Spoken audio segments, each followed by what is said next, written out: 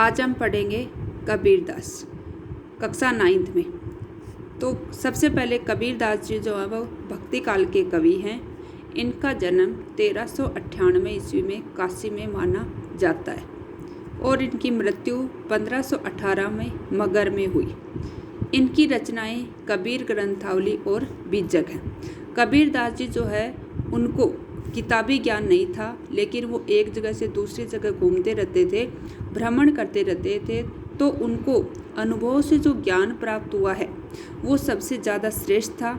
इसलिए उन्होंने जो भी ज्ञान बताया उसके शिष्यों ने, कबीरदास जी के शिष्यों ने उन्हें साखियों में और शब्दों में व्यक्त किया है। तो इनका पहला है मान सरोवर सुभर जल हंसा केली कराही। मान सरोवर यानी हिमालय पर स्थित एक पवित्र स्थल। सुभर, सु यानी अच्छी तरह, भर यानी भरा हुआ है, जल यानी जल से। मान सरोवर है वह अच्छी तरह से जल से भरा हुआ है। हंसा यानी हंस, केली यानी क्रीड़ा, कराई यानी कर रहे हैं। उस मान सरोवर में हंस क्रीड़ा कर रहे हैं यानी खेल रहे हैं। मुक्ता फल, मुक्ता चुगे, मुक्ता फल यानी मोती, मुक्ता यानी मुक्त भाव से, यानी उनके ऊपर किसी तरह का कोई बंधन नहीं है। इस तरह आज़ादी से, मुक्त भाव से चुगे यानी उनको चुन रहे हैं। कौन? हंस। पहले तो इन्होंने बताया कि हंस जो वो क्रीड़ा कर रहे हैं यानी खेल रहे हैं। दूसरा, वो मोतियों को मुक्ता यानी मुक्त भाव से, स्वच्छंद या आज़ादी से चुग रहे हैं। अब उड़ी अंत न जाही, अंत यानी अन्यत्र या दूसरे स्थान पर, न यानी नहीं, जाए यानी जा रहे हैं। कौन? हंस। हंस जो हैं वो उड़कर अब किसी दूसरे स्थान पर नहीं जाना चाहते हैं और नहीं जा रहे।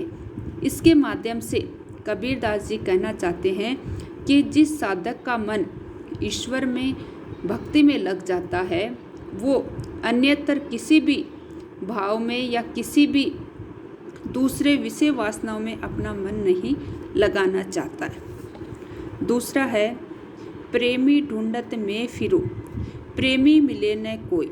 यहाँ पे प्रेमी का अर्थ है प्रभु भक्त यानी भगवान का भक्त। ढूंढत यानी ढूंढते हुए, मैं यानी कबीरदास।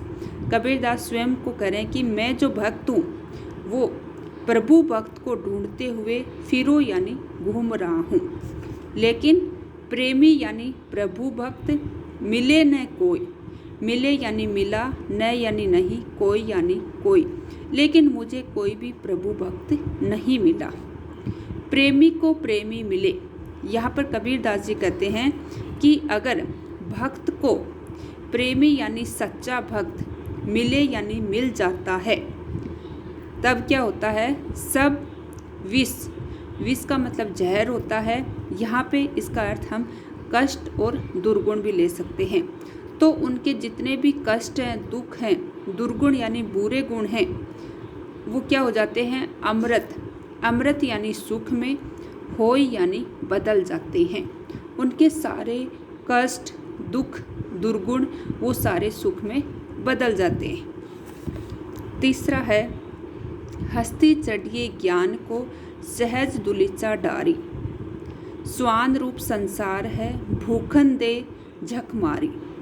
यहाँ पे देखो सीधा बताया गया है। मान लो अगर हाथी के ऊपर कोई व्यक्ति चढ़ता है तो उसके ऊपर वो सीधा नहीं चढ़ सकता है। उसके ऊपर एक छोटा सा बिछौना होता है, उसको डालकर ही वो उसके ऊपर बैठता है। और जब हाथी चलता है तो उसके पीछे पीछे जो है कुत्ते भौंकते हैं। लेकिन यहाँ पे कवि क्या कह रहा है, कबीरदास जी, कि हस्ती यानी हाथी, चढ़िए यानी चढ़िए।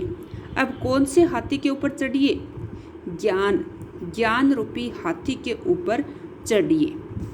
सहज दुलिचा डारी, सहज यानी समाधि, दुलिचा यानी आसन, डारी यानी डालकर। पहला तो ज्ञान रूपी हाथी के ऊपर चढ़िए, समाधि रूपी दुलिचा यानी आसन, डारी यानी डालकर। स्वान रूप संसार है। स्वान किसको कहते हैं? कुत्ते को। कि ये जो संसार है वो कुत्ते के समान है। भूखंदे वे भोगते रहते हैं, झक मारी मजबूर होकर, कि वे मजबूर होकर जो है भोगते रहते हैं, तो उनको भोगने दे, उनकी तरफ कोई भी ध्यान नहीं दे। इसके माध्यम से कबीरदास जी कहना चाहते हैं कि प्रभु भक्त जो होता है उसे केवल अपने ज्ञान की समाधि में ही लगे रहना चाहिए। अन्य संसार के लोग उसके बारे में क्या कर रहे हैं उसकी तरफ उसे बिल्कुल भी ध्यान नहीं देना चाहिए। तो यहाँ पर संसार को कुत्ते के समान बताया है और हाथी को ज्ञान के समान, कि ज्ञान रूपी हाथी पर चढ़िए समाधि रूपी बिछौना डालकर, और ये संसार तो जो है कुत्ते के समान है जो भोगता ही रहता है, यानी लोग जो तरह तरह की बातें बनाते रहते हैं। झक मारी, यहाँ पर देखो झक मारी जो है एक मुहावरा है। झक मारी का मतलब होता है मजबूर होकर। अब आगे वाला है, पखा पखी के कारणे सब जग रहा बुलान। पखा, यहाँ पे देखो दीर्घ संधि है, एक तो पख हो गया, फिर यहाँ पे ए बच गया तो एक हो गया अपखी। पख यानी पक्ष, अपखी यानी विपक्ष। पक्ष विपक्ष, पक्ष विपक्ष को हम दूसरा क्या कह सकते हैं, तर्क वितर्क। के यानी के, कारणे यानी कारण, कि लोग जो हैं एक दूसरे के पक्ष विपक्ष में होकर या तर्क वितर्क के कारण सब जग सारा संसार रहा यानी रह गया है, बुलाने यानी भुलाकर। किसको बुला रहा है संसार? ईश्वर को। ईश्वर को जिसे हमें याद करना चाहिए उसको आज संसार भूल रहा है। किसके कारण? लोग एक दूसरे के तर्क वितर्क के कारण या पक्ष विपक्ष के कारण। निरपक्ष, निरपक्ष यानी निष्पक्ष, होय यानी होकर के, हरि यानी ईश्वर को, भजे यानी भजन करता है। जो व्यक्ति निष्पक्ष होकर ईश्वर को भजन करता है, सोई यानी वही, संत यानी संत, सुजान यानी ज्ञानी, वही संत ज्ञानी होता है। ये कौन करें? कबीरदास जी। अब 5 का देखिए, हिंदू मुआ राम कही मुसलमान खुदाई। मुआ का मतलब होता है मर गई। हिंदू यानी हिंदू लोग राम का नाम रटते रटते, कई कई यानी कह कर या रट रट कर, मुआ यानी मर गए, मुसलमान खुदाई, और मुसलमान हैं वह खुदा खुदा कहते कहते जो है मर गए। कहे कबीर सो जीवता, कहे कबीर यानी कबीरदास जी कहते हैं, सो यानी वही व्यक्ति, जीवता यानी जीवित कहलाता है। कबीरदास जी कहते हैं वही व्यक्ति जीवित कहलाता है जो दुहु, दुहु यानी दोनों के निकट न जाए, जो दोनों के ही निकट यानी समीप नहीं जाता है। अब यहाँ पर दुहु का अर्थ क्या होता है? यहाँ पर दुहु का अर्थ है जो हिंदू और मुसलमान के चक्कर में नहीं पड़ता है, या फिर जो राम और खुदा के पक्ष विपक्ष में नहीं पड़ता है, वही व्यक्ति जो है जीवित कहलाने का अधिकारी होता है। काबा फिरी काशी भया, रामई भया रही, मोट चून मैदा भया, बैठे कबीर जीव।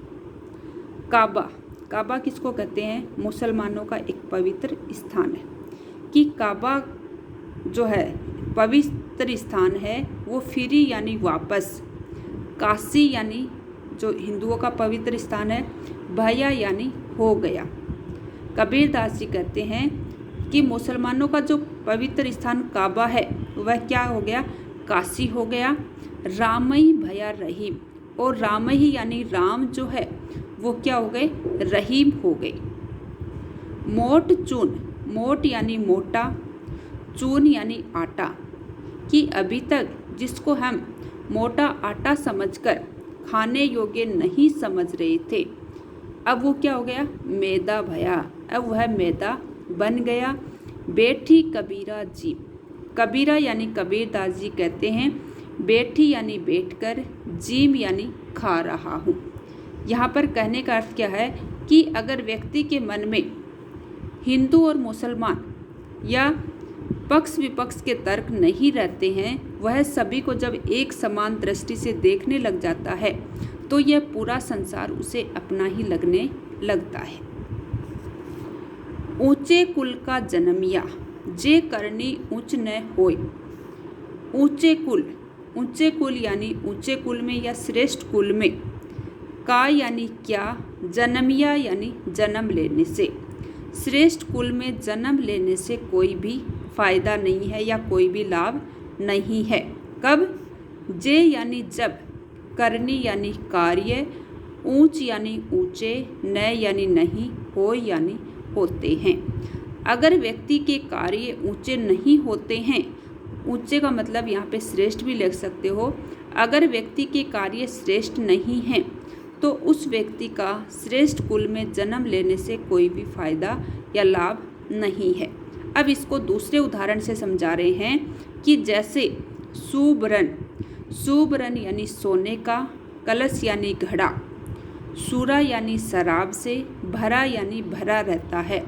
अगर सोने का घड़ा या कलश शराब से भरा रहता है, साधु यानी साधु, निंदा यानी निंदा, सोई यानी करते हैं, तो साधु उस सोने के कलश की भी निंदा करते हैं। तो यहाँ पर कबीरदास जी के कहने का अर्थ यह है कि व्यक्ति जो है ऊंचे कुल या नीचे कुल में जन्म लेने से कुछ नहीं होता है। व्यक्ति के जो कर्म है वह श्रेष्ठ होने चाहिए।